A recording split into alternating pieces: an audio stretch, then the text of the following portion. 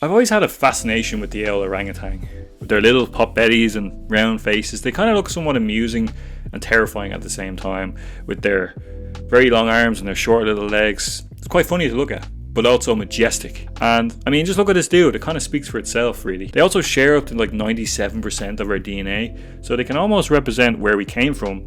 And it's just fascinating to watch them, in my opinion, and just see how intelligent and majestic they actually really are. These great apes are native to rainforests in Indonesia and Malaysia, and they go by the absolutely amazingly great scientific name of Pongo. Now there's 3 species of orangutan. There's the Bornean, Sumatran and the Tapanuli. Now unfortunately all species of orangutan are critically endangered, mainly due to deforestation and hunting. They are considered to be the most arboreal of the great apes because they spend most of their time living in the trees. Orangutan hands have 4 long fingers but a drastically shorter opposable thumb for a strong grip on branches as they travel high in the trees. Adult males weigh around 75 kilos and stand at an average height of 4'6", while females tend to weigh about 37 kilograms on average and a standing height of 3'9". Now there are 2 main types of males, the flanged and the unflanged. Now the flanged tend to have these defined bidiscoid cheek pads, which is mostly made of fat,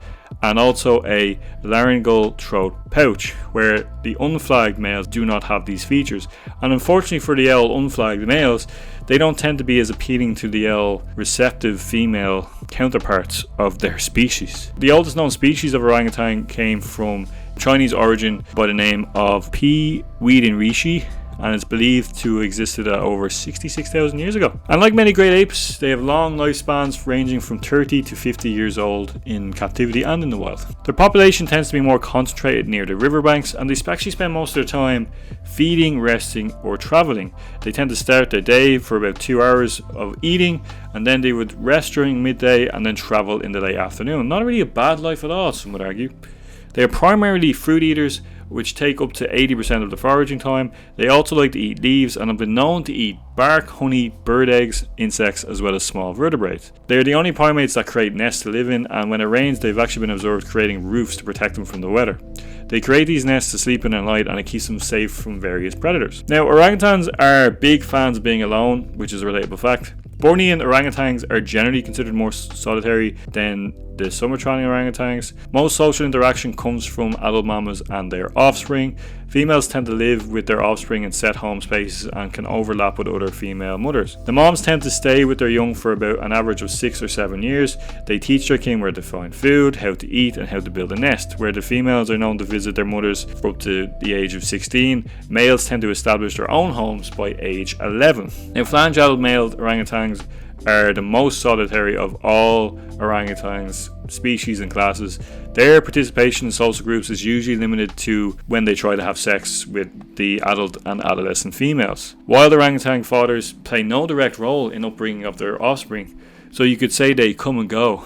I think that's funny shop. There is some semi-social activity between orangutans though when it comes to food, because fruit tends to be in such good abundance in these forests. Generally speaking, there's low competition, so it doesn't tend to be a lot of fighting as a result.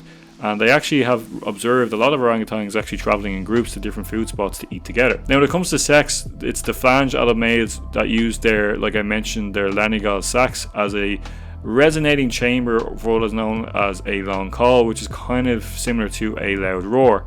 In some cases the sound can travel actually up to a mile away, and it seems, based off research, the male orangutan's call seems to play an important role in repelling male rivals as well as advertising availability to sexually receptive females. Now, adult male orangutans are pretty intolerant to each other and either avoid each other at all times, or if they do become aggressive, it's generally because they are fighting over the presence of a sexually receptive female. Generally speaking, this tends to happen from the flanged males rather than the unflanked. These fights tend to last for up to a few minutes or can be an hour or more, and a lot of the time the males can be severely wounded because of this, and they tend to have injuries such as missing fingers or toes, scars on their faces or head, etc., etc. Orangutan females don't tend to exhibit much fighting tendencies.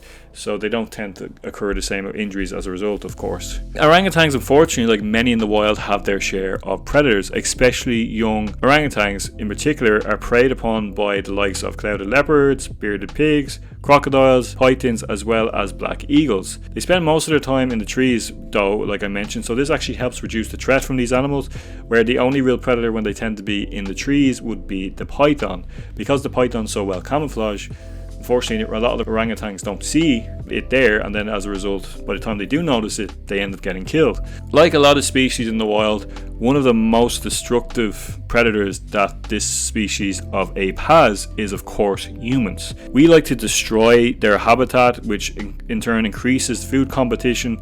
We tend to hunt them, and generally speaking, if a mother and baby is captured, they usually kill the mother and try sell the baby. Even if the baby does get intercepted by good people, it cannot be released into the wild without a mother, so they end up having to put the orangutan either in a zoo or in an enclosure for the rest of its life. And there is laws against hunting orangutans, but they're not very well enforced and they're not that punishable, so it doesn't actually deter hunters from killing orangutan, because there's a good market for it and they continue to do so as a result, which is very frustrating. Orangutans actually have a very high intelligence compared to their other species of apes. Orangutans have been observed making simple tools to scratch themselves. They've also used leafy branches, like I mentioned earlier, to shelter themselves from the rain and the sun, and sometimes even drop large leaves over themselves like a poncho, which is hilarious.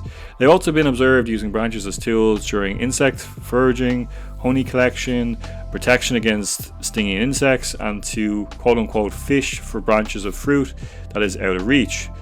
In Sumatra, wild orangutans use tools to extract from a hard-shelled species of fruit. And in captivity, an orangutan was actually taught how to chip a stone hand axe. There's also a video, which I've just remembered while recording this, of a orangutan using a saw, I believe, in captivity, which I'll show here, which is quite hilarious and also terrifying. But it also goes to show how fucking intelligent they are. They've also been seen using spears to hunt fish, which is pretty interesting, I think. In fact, very recently, a male Sumatran orangutan was spotted self-medicating using a paste from plants to heal a wound on its face.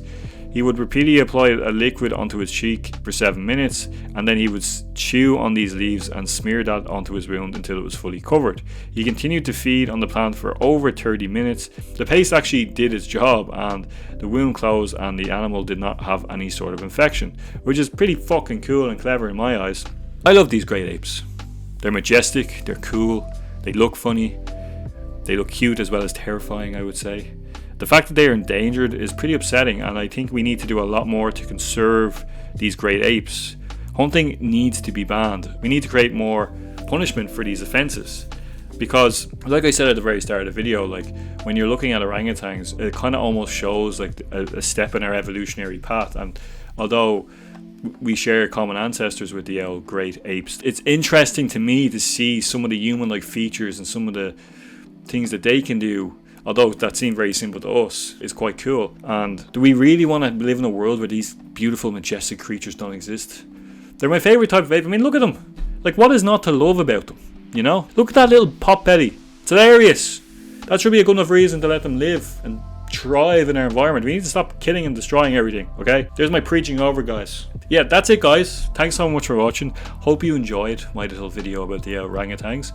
If there's any other sort of apes or animals you'd like me to make a video on, please let me know in the comments down below. Or if there's any facts about the orangutan that I didn't mention or didn't see in my research, please let me know, because I'm all about learning about these beautiful creatures. Give me that information. And if you enjoyed the video, please like and share. And if you really enjoyed the video, please consider subscribing. I'm trying my best to get to 1,000 subscribers. It's a long and painful journey, but we will get there in time, I hope. Thanks so much for watching, guys. I will see you in the next video. Peace out.